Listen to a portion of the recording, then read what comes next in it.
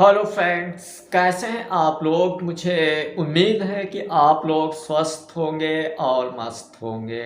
Dear friends, आप सभी को भैया दूज पर्व की हार्दिक शुभकामनाएं देते हैं और भाई बहन का प्यार यूं ही बना रहे। तो डियर फ्रेंड, आपको मालूम होगा कि आज हम बात करने वाले हैं उत्तर प्रदेश समाज कल्याण विभाग की तरफ से दी जाने वाली पेंशन्स के लिए जो कुछ अपडेट निकल के आए हैं। तो डियर फ्रेंड, आपको मालूम होगा कि गवर्नमेंट ऑफ यूपी के ट्विटर हैंडल से एक बड़ा अपडेट दिया गया और उसके अंदर बताया गया था कि जो निराश्रित महिला हैं उत्तर प्रदेश के अंदर पेंशन पाने वाली, तो उनके लिए 29 लाख निराश्रित महिलाओं के लिए तीसरा जो इंस्टॉलमेंट होता है इस वित्त वर्ष का, यानी अक्टूबर नवंबर दिसंबर माह तक की उनकी पेंशन को रिलीज किया गया है। और जिसके लिए फंड जितना रिलीज हुआ है, अगर हम उसकी बात करते हैं तो 901.77 करोड़ रुपए रिलीज किया गया था। निराश्रित महिला जिनकी संख्या 29 लाख के लगभग है और उनको वित्त वर्ष 2024 और 25 का तीसरा इंस्टॉलमेंट भी उनको दीपावली में ही दे दिया गया था। तो उम्मीद है कि अगर कोई आपके पास पड़ोस का निराश्रित महिला का लाभार्थी है तो उसको ये पेमेंट मिल गया होगा। और यदि नहीं मिला है तो डियर फ्रेंड, आपको मालूम होगा कि निराश्रित महिलाओं को या वृद्धावस्था पेंशनर्स को या दिव्यांग पेंशनर्स को जो पेंशन दी जाती है, अब वो आधार मोड से उसका ट्रांसफ़र किया जाता है और डीबीटी के माध्यम से। तो डियर फ्रेंड, बहुत सारे ऐसे लाभार्थी हैं जिनका बैंक में आधार सीड नहीं है, एनपीसीआई और डीबीटी एक्टिव नहीं है, उन लोगों को पैसा में प्राप्त करने में दिक्कत आ रही है। बहुत सारे लोगों को बेनिफिशरी बनाई जा रही है लेकिन रिजेक्ट हो जा रही है। तो डियर फ्रेंड, अब हम बात करेंगे कि वृद्धावस्था के अंदर जो लाभार्थी हैं उनका अक्टूबर नवंबर और दिसंबर की, यानी इस वित्त वर्ष की जो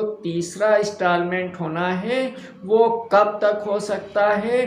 तो डियर फ्रेंड, यदि हम पिछले वित्त वर्ष के तीसरे इंस्टॉलमेंट पर नज़र डालते हैं तो उसके लिए जो पेमेंट हुआ था वो 15 दिसंबर से 30 दिसंबर के मध्य हुआ था। तो हम उम्मीद यही कर सकते हैं, और ऑफिशियल कोई अपडेट भी इसके लिए फाइनल डेट अभी नहीं आई है, तो हम ये मान के चल सकते हैं कि तीसरा इंस्टॉलमेंट जो वृद्धावस्था के पेंशन के लाभार्थियों का होगा वो 15 दिसंबर के बाद ही हो पाएगा। तो डियर फ्रेंड, उन लाभार्थियों से एक मेरा विनम्र निवेदन है कि यदि आपने अभी तक अपने खाते में डीबीटी एक्टिव नहीं किया है या एनपीसीआई नहीं है या बैंक अकाउंट के अंदर आपका आधार सीड नहीं है, तो ये कार्य आप जल्द से जल्द करवा लीजिए।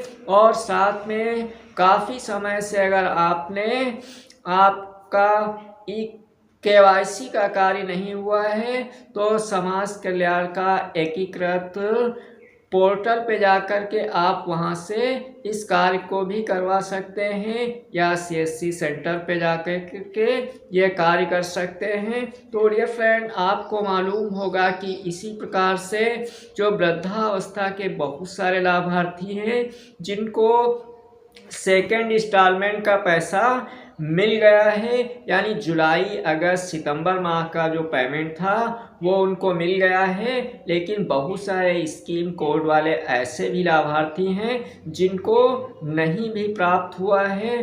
तो डियर फ्रेंड, इसी प्रकार से जो दिव्यांगजन हैं, तो डियर फ्रेंड, आपको मालूम होगा कि पिछले मंथ यानी 26 अक्टूबर को बहुत सारे दिव्यांगजनों को सेकंड इंस्टॉलमेंट का पैसा उनके अकाउंट तक पहुंच गया है। तो डियर फ्रेंड, आपको मालूम है कि ये सारा कार्य ऑनलाइन किया जा रहा है और पहले जो ये कार्य होता था वो आधार मोड से पैसे को ट्रांसफ़र नहीं किया जाता था, बल्कि वहाँ पर जो बैंक यानी अकाउंट बेस पे पैसे को रिलीज़ किया जाता था। लेकिन अब इस वित्त वर्ष यानी 24 और 25 के अंदर जो पैसा पेंशनर्स के खाते में ट्रांसफ़र किया जा रहा है वो आधार मोड में ट्रांसफ़र किया जा रहा है।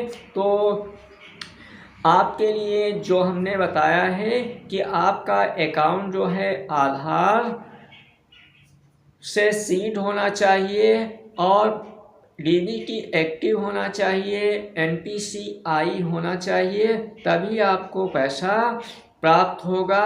अगर आप इसको चेक कर सकते हैं और इसके लिए आपको अपनी बैंक से जाकर के भी आप वहां से सुझाव प्राप्त कर सकते हैं। तो डियर फ्रेंड, आज के लिए ये बड़े अपडेट थे।